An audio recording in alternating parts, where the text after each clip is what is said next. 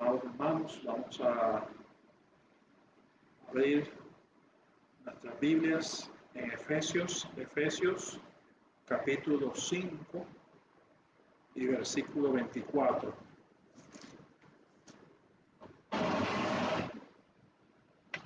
Efesios 5 y versículo 24.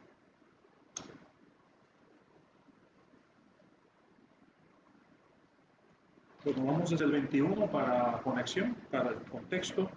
Dice así la palabra de Dios: someteos unos a otros en el temor de Dios.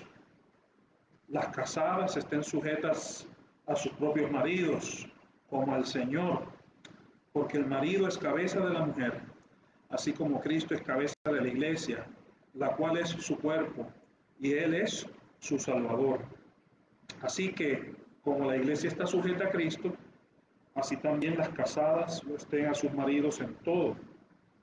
Maridos, amad a vuestras mujeres, así como Cristo amó a la iglesia y se entregó a sí mismo por ella, para santificarla, habiéndola purificado en el lavamiento del agua por la palabra, a fin de presentársela a sí mismo, una iglesia gloriosa, que no tuviese mancha ni arruga, ni cosa semejante, sino que fuese santa y sin mancha. Así también los maridos deben amar a sus mujeres como a sus mismos cuerpos. El que ama a su mujer, a sí mismo se ama. Porque nadie aborreció jamás a su propia carne, sino que la sustenta y la cuida, como también Cristo a la iglesia. Porque somos miembros de su cuerpo, de su carne y de sus huesos. Por esto dejará el hombre a su padre y a su madre, y se unirá a su mujer, y los dos serán una sola carne. Grande es este misterio, mas yo digo esto respecto de Cristo y de la iglesia. Y bueno, con este texto yo quisiera introducir, ¿verdad? Hemos estado estudiando el orden en la iglesia, qué es lo que constituye una iglesia local, cuáles son las prácticas sanas de una iglesia local, cuáles son las cosas que una iglesia local debe practicar. Y aquí vamos a ver algo un poquito acerca del servicio de las mujeres en la asamblea cristiana. Y bueno, aquí obviamente se está haciendo alusión a por qué Dios ha asignado a cada género, hombre y mujer, por qué ha asignado unos roles o un papel. Y es porque en el matrimonio, la mujer el marido y la mujer representan esa unión que se le llama aquí un misterio, algo que era desconocido, esa unión entre Cristo y su iglesia. Y en el matrimonio, un matrimonio cristiano, un matrimonio como Dios manda, está tipificado de forma objetiva, de forma visible, como una enseñanza visual, lo que significa esa relación de Cristo con su iglesia. Así como nosotros recordamos al Señor Jesucristo mediante los símbolos sencillos del pan y la copa, también como nosotros podemos reflejar o representar el bautismo cristiano, en el bautismo cristiano, el bautismo en agua, podemos representar lo que ya ha ocurrido espiritualmente en nosotros, es decir, ha muerto el viejo hombre, ha renacido con Cristo, ha revivido con Cristo, ha resucitado con Cristo. Así también el matrimonio muestra la relación que Cristo tiene con su iglesia. Y obviamente cuando nosotros pensamos en Cristo y la iglesia, sabemos que la cabeza de la iglesia es Cristo. Aquí mismo lo dice, ¿verdad? Ahora, también dice que entonces el marido es cabeza de la mujer. ¿Por qué? Porque representa esa relación que hay entre Cristo y la iglesia, ¿verdad? Entonces vamos a ver algunas cosas acerca del rol de la mujer en relación con su marido y el rol de la mujer, ¿verdad? En relación con el servicio en la asamblea cristiana, ¿verdad? Y obviamente sabemos que la relación familiar tiene que ver mucho con la relación en la iglesia, es decir, nosotros somos cristianos en la familia y eso tiene repercusiones en la iglesia. ¿verdad? Cómo una familia se maneja tiene repercusiones en la iglesia. Cómo un matrimonio se lleva tiene repercusiones en la iglesia local. Cómo cría a sus hijos tiene repercusiones en la iglesia local, etcétera, etcétera. Ahora, el carácter de la relación aquí se muestra haciendo la cita que hace de Génesis capítulo 2, ¿verdad? Aquí dice, al final de este texto que nosotros leímos, por esto dejará el versículo 31, por esto dejará el hombre a su padre y a su madre y se unirá a su mujer y los dos serán una sola carne. Eso se lo dijo Dios, eso se lo dijo Adán.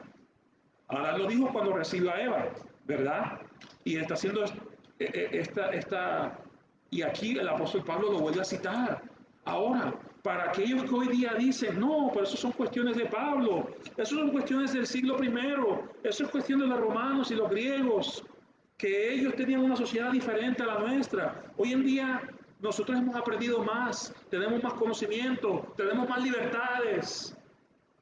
Pero Pablo no apela a la cultura, Pablo apela a lo que Dios hizo desde el principio. Antes de que el hombre pecara, antes de que Adán pecara, antes de que Eva pecara, Dios estableció el matrimonio entre hombre y mujer y puso a Adán como líder. Eso lo dice Pablo en la epístola a los Corintios. Él dice, porque Adán fue creado primero, ¿verdad? Ahora, eso no significa que él sea superior, simplemente significa en posición de autoridad. Ahora, algunos dicen, no, esa relación es consecuencia de la caída. Ya hablamos del argumento cultural. No, que Puerto Rico es diferente ahora, que Europa es diferente ahora, que hay nuevas tendencias, hay nueva investigación sociológica, psicológica, y ya no, esto no hace falta. O el apóstol Pablo en realidad, él no está hablando de parte del Señor. Sabemos que esos no son argumentos válidos. Antes, ese es el argumento cultural. Ahora, eh,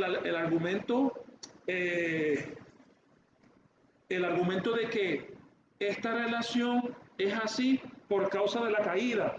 Es decir, Dios no lo quiso así, sino que por la caída Dios estableció este orden. Tampoco es así. Yo escucho un gran teólogo decir eso, pero de nuevo, Pablo apela a la creación, porque Adán fue creado primero, después Eva, y eso no habían pecado todavía. Entonces Dios estableció un orden. Aún dentro de la divinidad, de la deidad, hay un orden. El Padre envió a su Hijo. Su Hijo fue obediente al Padre. Aún dentro de la familia hay un orden. Cuando el Señor Jesucristo estuvo con los doctores de la ley en el templo, ¿qué les dijo?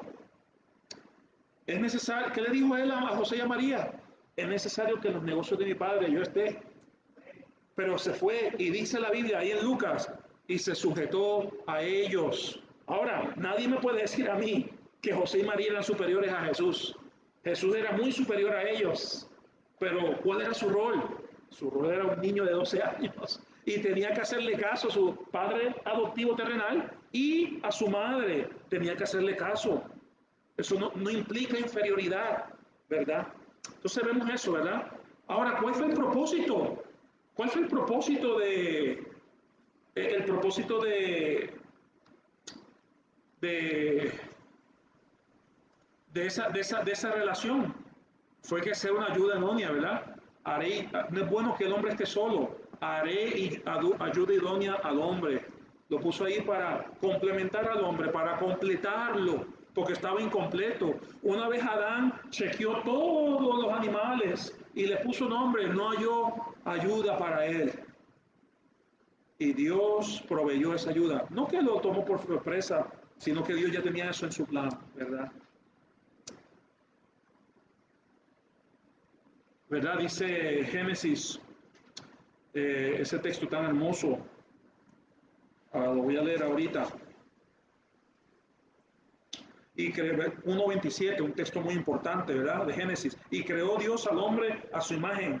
A imagen de Dios lo creó. Varón y hembra los creó. Varón y hembra los creó. Muy importante eso, ¿verdad? No creó nada intermedio ni nada un poquito fuera. Varón y hembra los creó. Ahora, dice que creó al hombre. Fíjese que no creó al hombre, dice creó al hombre. ¿Por qué? Porque son la misma cosa. Son seres humanos. Lo único que hay dos sexos, el varón y la hembra. Entonces, vemos eso, ¿verdad, amados hermanos? También vemos el ejercicio de autoridad de Adán sobre Eva. Él le puso nombre.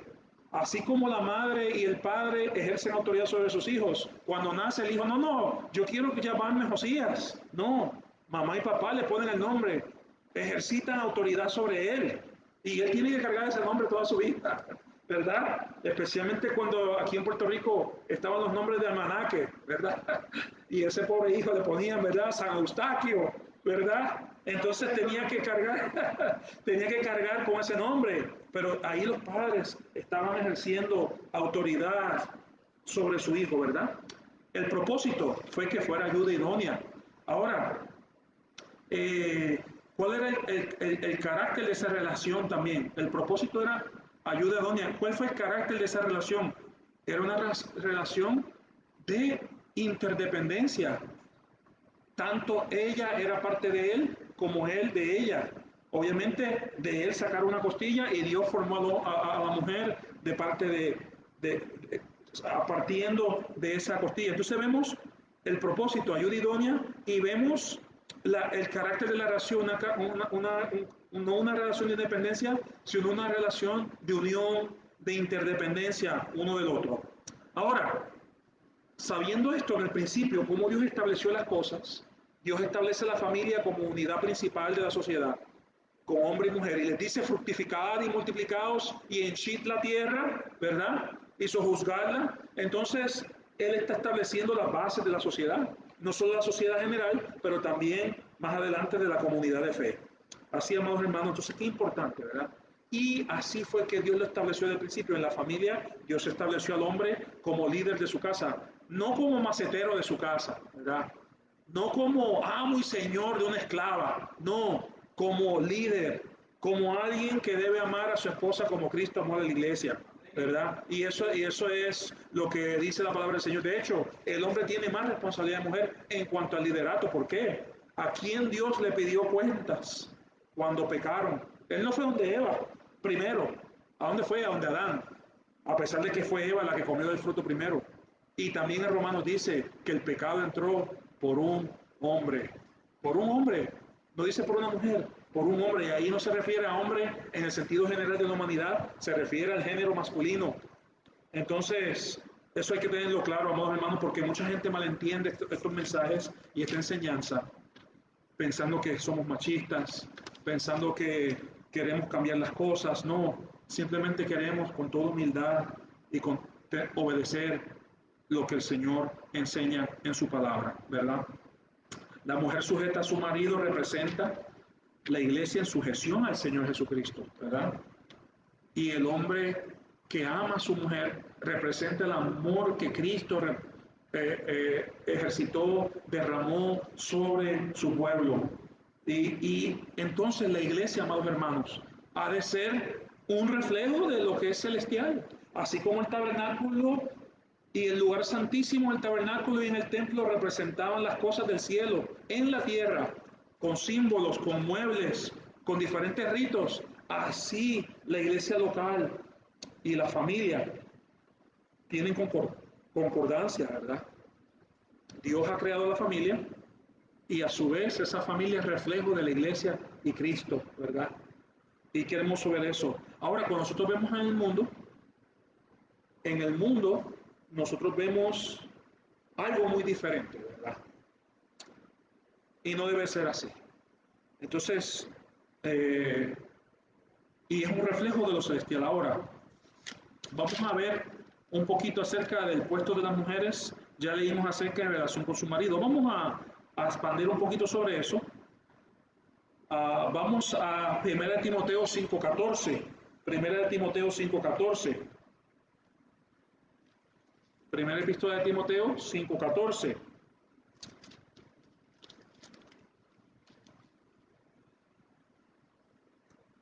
Aquí vamos a ver, Ya vimos el primer punto, que sea ayuda idónea, ¿verdad? Que sea ayuda idónea y que esté sujeta a su marido, siendo él la cabeza del hogar. Y vamos a ver eso aquí. 1 Timoteo 5:14 dice, quiero pues que las viudas jóvenes se casen, críen hijos, gobiernen su casa, que no den al adversario ninguna ocasión de maledicencia o de malos dichos, porque ya algunas se han apartado en pos de Satanás. Ahora vamos a Tito. Obviamente aquí el contexto está hablando de las viudas, pero obviamente estos principios que él expone aquí son principios que deben practicarse por todas las mujeres casadas, ¿verdad? Él dice, quiero que las viudas jóvenes se casen y sigan la misma obra que hacían antes, que crían a sus hijos, que gobiernen su casa. Cuando dice que gobiernen su casa, quiere decir que mantengan su casa, ¿verdad? Que hagan la labor que corresponde en el hogar. Ahora, vamos a Timoteo 2:4, Tito, perdón, capítulo 2 de Tito y versículo 1. Vamos al 1 para conexión. Tito capítulo 2 y versículo 1. Dice así la palabra de Dios. Pero tú habla lo que está de acuerdo con la sana doctrina, que los ancianos sean sobrios. Aquí cuando se refiere a ancianos, no se refiere a pastores ni a obispos, se refiere a hombres de edad. Entonces dice aquí que los ancianos sean sobrios, es decir, templados, balanceados. Eso es lo que significa sobrios, no extremistas, ¿verdad? Eso es lo que significa sobrios. También significa serio, pero tiene más una connotación más amplia que simplemente serio. Serios, prudentes, ¿verdad? Prudencia es tener sabiduría al actuar. Sanos en la fe. La fe es la doctrina que tenemos nosotros. La fe una vez dada a los santos, nos dice la epístola de Judas. Pero tú hablas lo que está de acuerdo con la sana doctrina, no con cualquier doctrina, con la sana. Y es sana doctrina significa sanadora. Es una doctrina sanadora que purifica al pueblo. Es una enseñanza que nos mantiene en la brecha, nos mantiene en el camino. Ahora, versículo 3, las ancianas asimismo sean reverentes en su porte. Su porte significa su comportamiento. Su porte también significa cómo se muestran al público, ¿verdad? No calumniadoras o chismosas o bochincheras, como dirían. No esclavas del vino. Eso también se podría traducir como sobrias, ¿verdad? Que sean balanceadas, que tengan temperanza, dominio propio, autocontrol. Maestras del bien. Ahora vamos a ver aquí una esfera donde las mujeres pueden servir, que enseñen a las mujeres jóvenes a amar a sus maridos y a sus hijos, a ser prudentes, ¿verdad? Ellas les van a enseñar con el ejemplo y también con la palabra a las mujeres jóvenes a ser prudentes, a amar a sus maridos y a sus hijos. Y esa es la prioridad, ¿verdad? La mujer es la prioridad doméstica. Yo sé que esto no es un mensaje popular hoy día, aún en muchas iglesias, a mí quizás me colgaría de un árbol fuera, porque a muchas mujeres no les gusta escuchar esto. Pero el problema es, amados hermanos, eso es lo que le dice la palabra del Señor. Ahora, eso no quiere decir que la mujer no puede trabajar, que no puede estudiar, que no hay mujeres más inteligentes que hombres. Claro que sí. Bueno, vaya a la universidad hoy día, la mayoría de estudiantes son mujeres.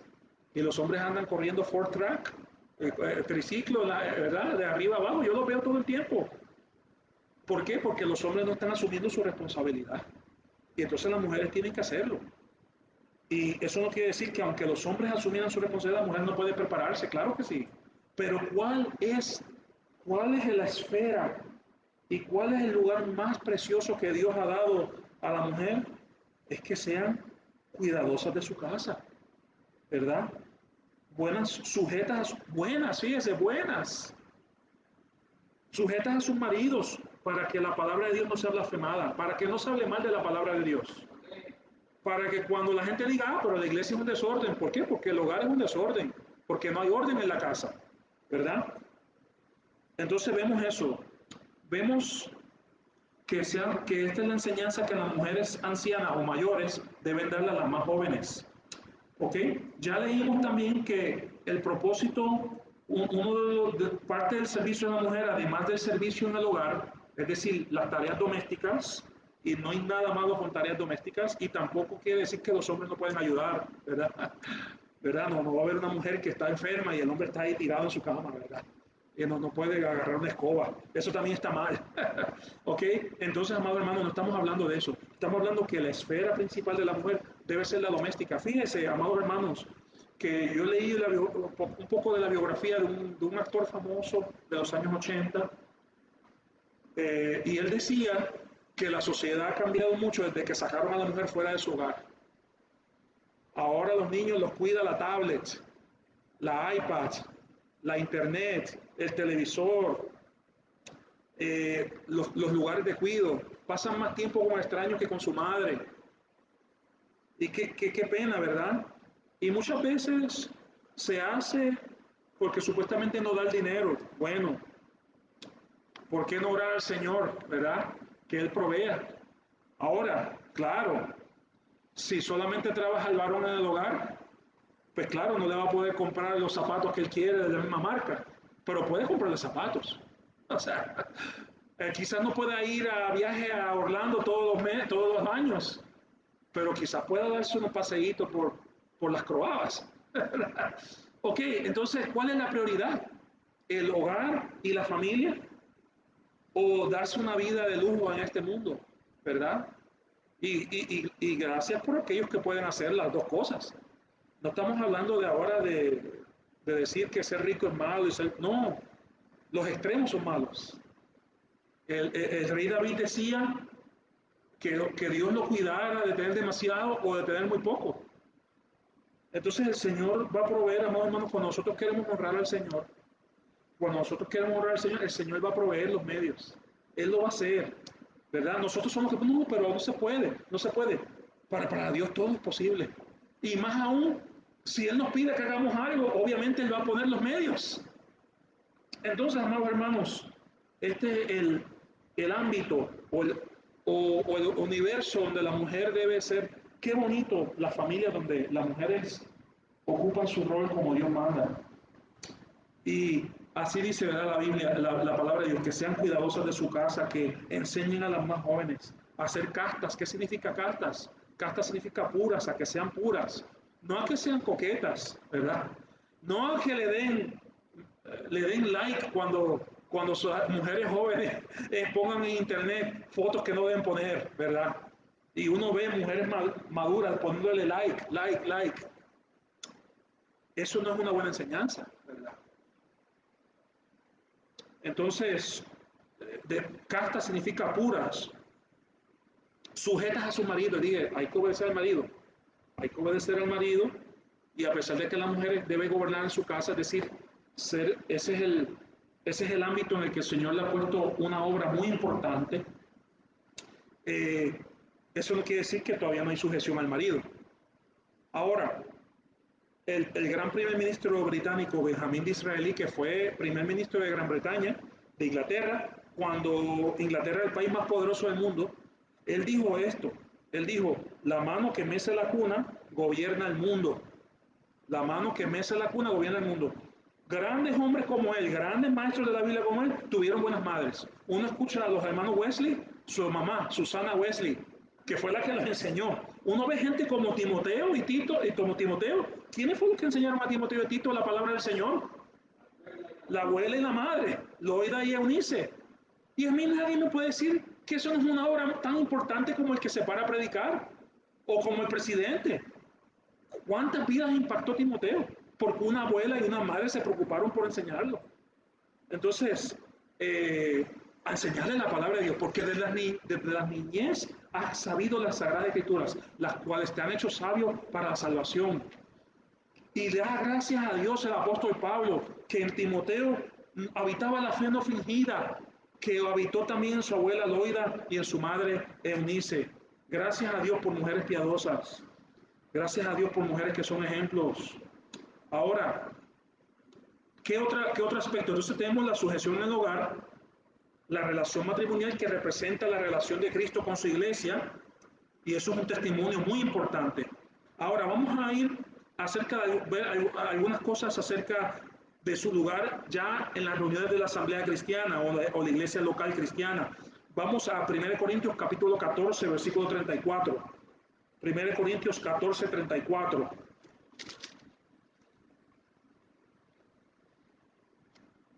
1 Corintios 14, 34.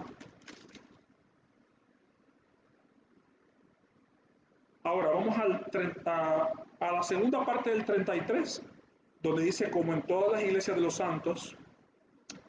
Eso es bien importante, esa frase o esa cláusula dice, como en todas las iglesias de los santos.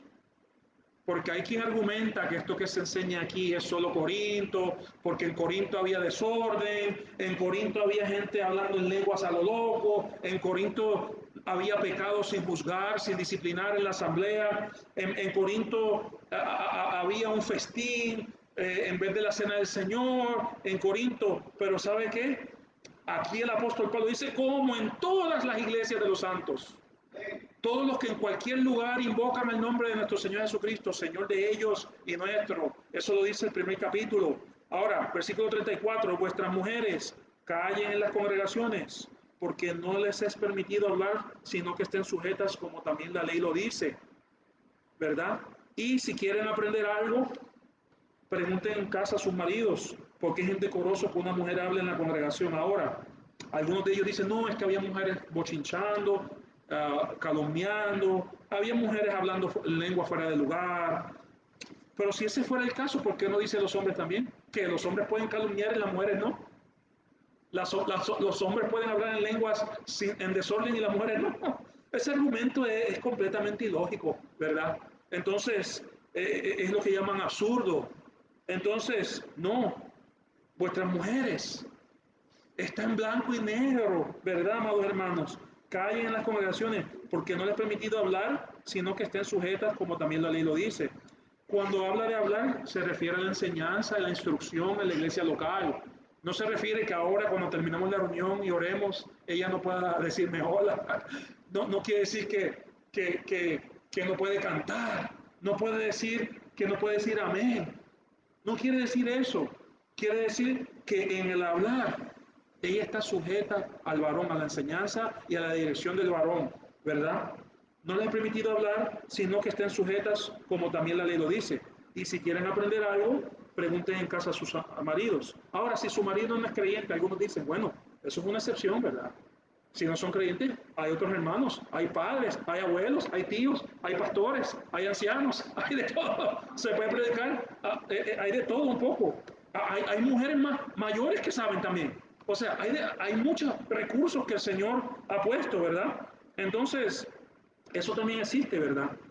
Eh, y si quieren aprender, ya hablamos de eso, porque es indecoroso, también como la ley lo dice, ¿verdad? En la ley, nosotros, aquí no hay una ley específica que se menciona, pero sabemos que en la ley había un orden también en cuanto al culto, ¿verdad?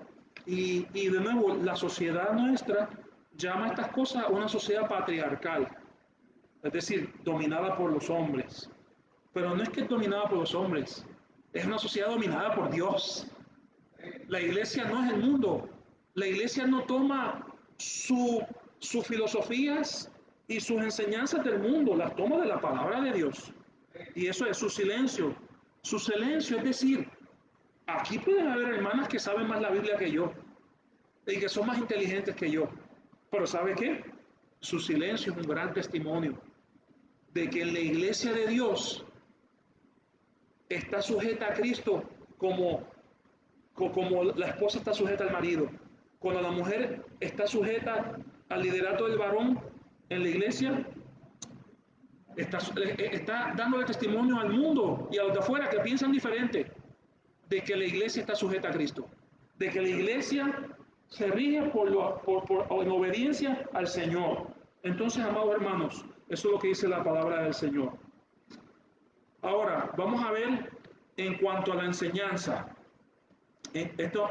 Su silencio es un testimonio, amados hermanos, de que está dispuesta la hermana a sujetarse a lo que el Señor dice. Y la iglesia está sujeta. Eso dice la iglesia, esta iglesia, ellos siguen este libro. No importa lo que diga la gente, no importa lo que digan otros grupos, lo que importa es lo que dice la palabra del Señor. Ahora, en cuanto a enseñar, vamos a 1 Timoteo 2:12. Vamos a 1 Timoteo 2:12 en cuanto a la enseñanza. 1 Timoteo 2:12.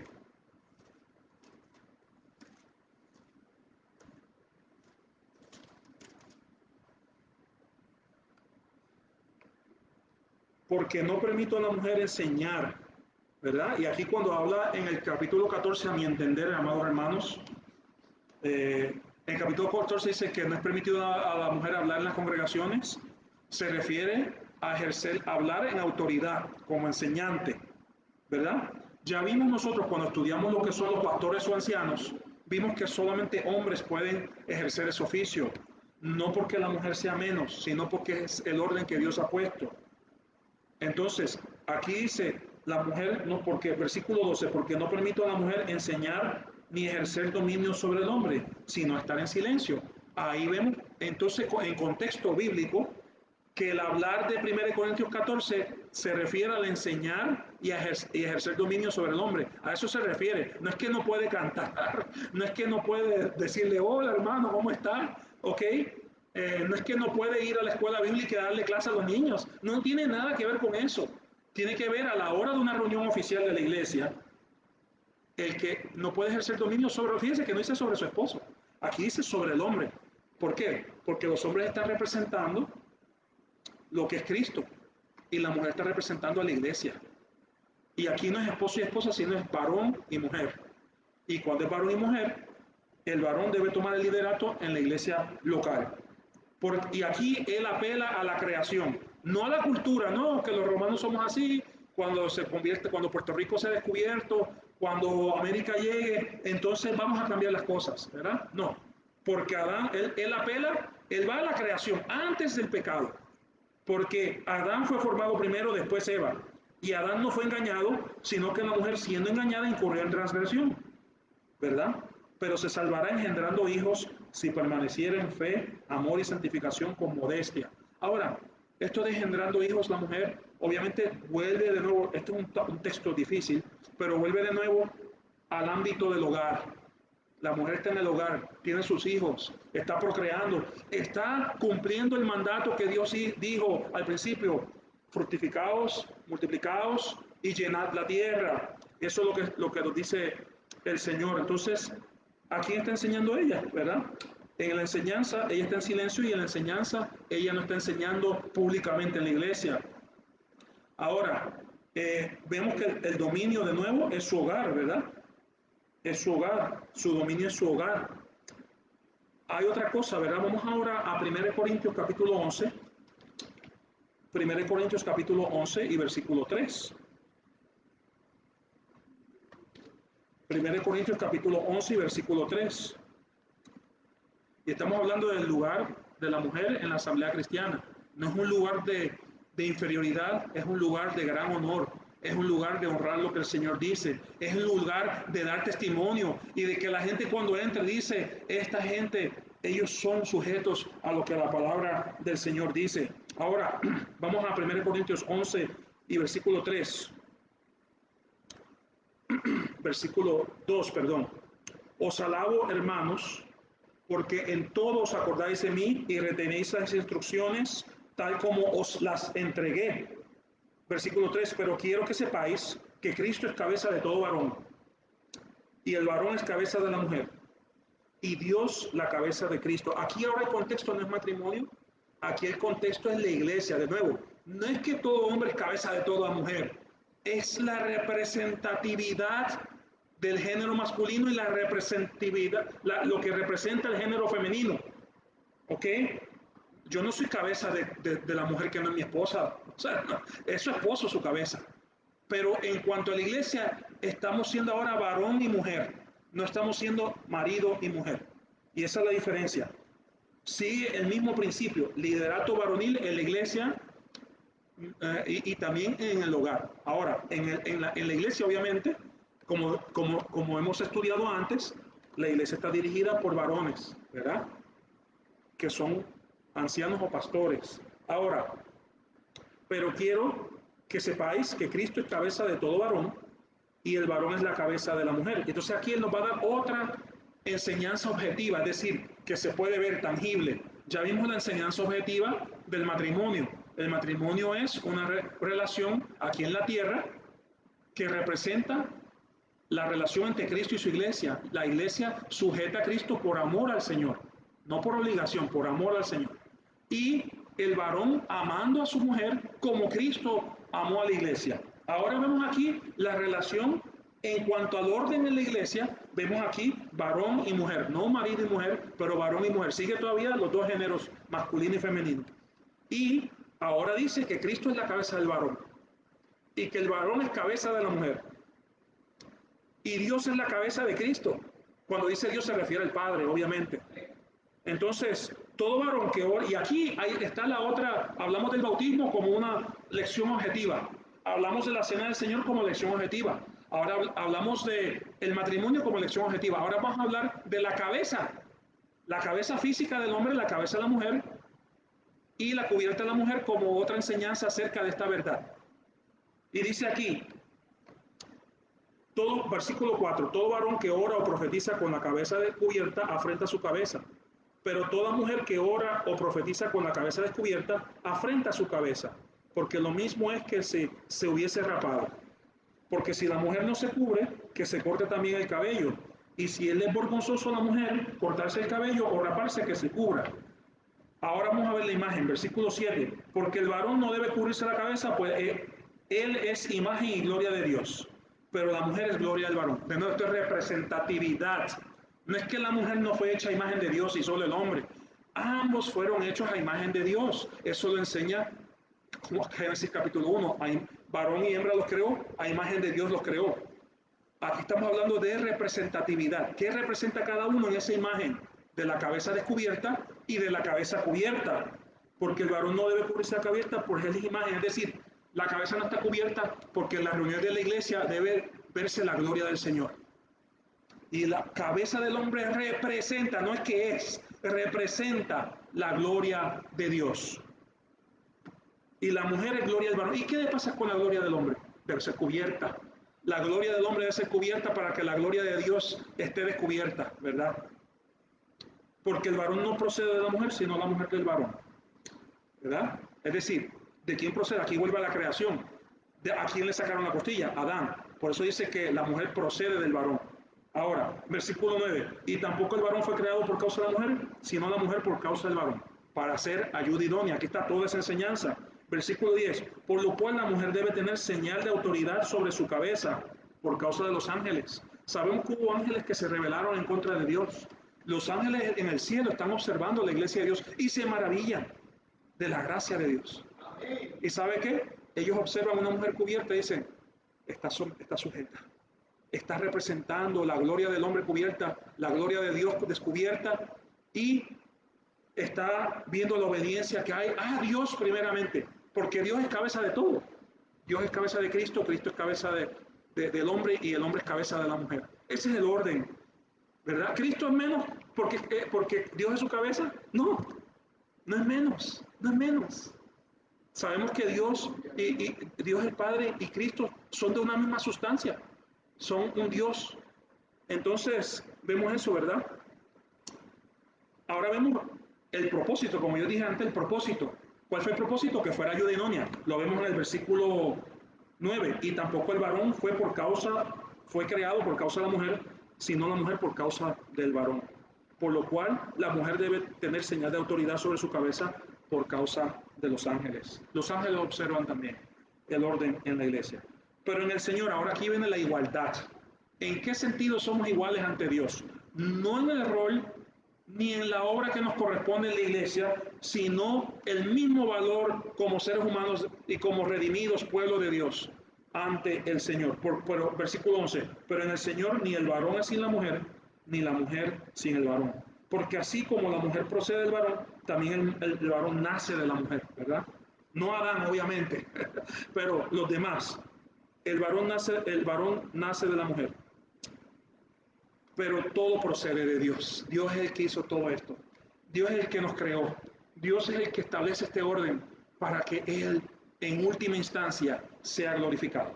Para que Él en todo sea glorificado. Ahora, vamos a hablar también, hablamos ahora de de la cubierta de la cabeza. Eso es una lección objetiva de la obediencia al Señor, de la sujeción de la mujer al hombre y también de la cubierta de la gloria del hombre y la descubierta de la gloria de Dios. Ahora, pero al contrario, versículo 15, al contrario, la mujer dejarse crecer el cabello le es honroso. El dejarse crecer el cabello es una distinción de los sexos. Es obvio que a las mujeres le crece el pelo más que a los hombres, ¿verdad? Eso es natural. También hay mujeres que le crecen más que a otras mujeres, dependiendo cómo es su pelo, cómo es todo, ¿verdad? Porque hay personas que ponen una regla, no, el pelo tiene que llegar a como aquella mujer que usaba su pelo para que se bajaran por la pared, como en el cuento, ¿verdad? No es cuestión de cuán largo uno se lo deje, es dejarse crecer el cabello. Y no puedo ir más allá de lo que dice el texto. La mujer debe dejarse crecer el cabello, ¿verdad? Eso es lo que él dice la Biblia. ¿Y por qué? Porque cuando uno ve a una mujer con pelo largo, uno sabe que es mujer. Es para la distinción. Dios quiere que haya distinción entre los sexos. ¿Por qué? Porque como vimos que la mujer es gloria del varón, el pelo largo de la mujer es gloria de la mujer. Lo dice, ¿verdad? Lo vamos a ver más adelante. Ahora,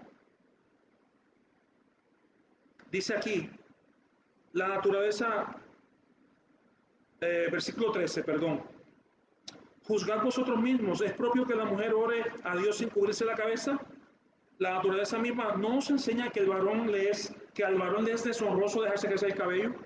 Yo me acuerdo de unos compañeros que yo tenía en la universidad, ella eran novios, ella tenía el pelo corto y él lo tenía largo. Y una vez yo los vi caminando por la universidad y me confundí. No sabía que eran ellos. Y no sabía cuál era el varón y cuál era la mujer.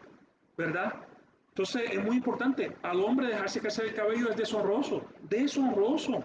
Hoy en día nosotros vemos todo el mundo y la gente pone excusas. No, Jesús tenía el pelo largo. Bueno, ¿dónde en la Biblia dice que Jesús tenía el pelo largo? No, era nazareno. Nazareno no es lo mismo que nazareo.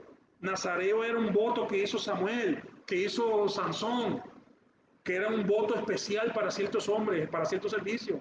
Jesús no era nazareo, Jesús era nazareno, es decir, es un gentilicio de un lugar. Y en ningún lugar se dice que Jesús tenía el pelo largo. Sí nos dice la Biblia que Jesús tenía barba, eso sí, la Biblia sí dice eso, pero Jesús no tenía el pelo largo. ¿Cómo es posible que la palabra del Señor enseñe que es deshonroso al hombre dejarse crecer el cabello y que Jesús lo tenga? O sea, es contradictorio. Ahora, con todo, si alguno, vamos al 15, perdón. Por el contrario, a la mujer dejarse crecer el cabello le es honroso, porque en lugar de velo le es dado el cabello. Esa es su gloria, ¿verdad? Esa es su honra. ¿Y sabe qué? También es cubierta con el velo. Cuando la mujer se cubre también su honra, ¿verdad? Entonces, amados hermanos, la mujer dejarse crecer el cabello, la Biblia enseña eso no son caprichos de los hermanos, eso es lo que la Biblia enseña. Y también dice en el versículo 16, con todo eso, si alguno quiere ser contencioso, no tenemos tal costumbre, ni las iglesias de Dios, ¿verdad? Si alguno quiere contender acerca de estas cosas, no tenemos esa costumbre. Está claro, Dios lo estableció desde el principio, varón y hembra los creó, a la imagen de Dios los creó a Adán primero y lo puso como cabeza y, y a la mujer la puso como ayuda idónea. Eso es lo que está diciendo. No hay contención. Aquí no se refiere al velo, porque la gente toma este versículo y dice que se refiere al velo. No, se refiere a todo el principio, a todo lo que está enseñando el capítulo. A eso es lo que se refiere. Entonces, amados hermanos, algunos dicen, bueno, aquí dice que si la mujer ora y profetiza con la cabeza descubierta. Entonces algunos dicen, eso implica que la mujer estaba hablando, estaba profetizando. Ahora, hay que entender lo que significa profetizar y eso lo vamos a hablar más adelante. Eso no vamos a tomar esta noche para hacerlo, porque si no nos tomaríamos mucho tiempo. Ese argumento lo voy a hablar el domingo o la próxima semana. Bueno, si dice que la mujer que ora profetiza con la cabeza cubierta. Ahora, ¿cómo es posible que diga aquí que profetiza enseñando en público y el capítulo 14 dice que no puede enseñar en público? Entonces hay que estudiar eso más cuidadosamente, ¿verdad? Porque he escuchado ese argumento de muchas personas, pero es un argumento que no cabe en el contexto.